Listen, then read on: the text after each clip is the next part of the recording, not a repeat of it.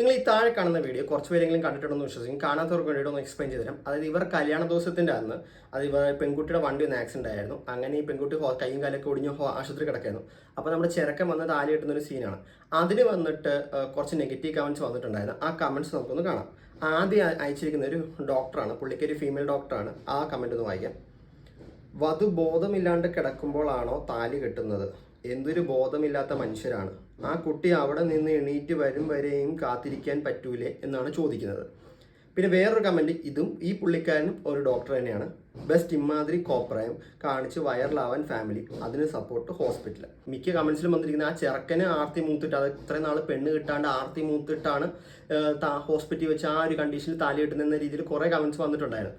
അപ്പോൾ അത് അത്രയും ബോധമില്ലാത്തവരല്ല, ആ ചെറുക്കൻ അത്രയും ബോധമില്ലാത്തവരല്ല എന്ന് വെച്ചാൽ ഫാമിലീസും രണ്ടുപേരുടെ ഫാമിലീസിലും മ്യൂച്വൽ ഡിസിഷൻ എടുത്തിട്ടായിരിക്കും ആ ഒരു ഡിസിഷൻ എടുത്തത്. അപ്പോൾ അവരുടെ ലൈഫിൽ അത്രയും ഒരു ക്രൂഷ്യൽ മൂമെൻറ്റിൽ അത് ഇതേപോലത്തെ ഒരു ഇൻസിഡൻറ്റ് വരുന്ന സമയത്ത് ആരാണ് ചിന്തിക്കുകയോ ഇനി ആ ഒരു 6-7 മാസം ബെഡ് റെസ്റ്റ് ആയിരിക്കും, ഇനി എൻ്റെ കല്യാണം എപ്പോൾ നടക്കും, ആ ഒരു നല്ലൊരു ഇതായിരുന്നു. ആ ഒരു തടസ്സം എപ്പോഴും ഇവരുടെ മനസ്സിലുണ്ടാവും. അത് ഇവർ വിളിച്ചാൽ എന്ത് തടസ്സം വന്നാലും കുഴപ്പമില്ലെന്ന രീതിയിൽ അവർ താലി കെട്ടാൻ ചിലപ്പോൾ ആ പെണ്ണ് സമ്മതിച്ചിട്ടുണ്ടാവും. ആ ഒരു ബേസിസിലായിരിക്കും അത് നടന്നിരിക്കുന്നത്. അത് നമ്മൾ ഒന്നും അറിയാണ്ട് ഒരു സൈഡിലത്തെ സ്റ്റോറി മാത്രം കേട്ടിട്ട് നമ്മൾ ബാക്കിയുള്ളവരുടെ കഥ പറയാൻ നിൽക്കരുത്.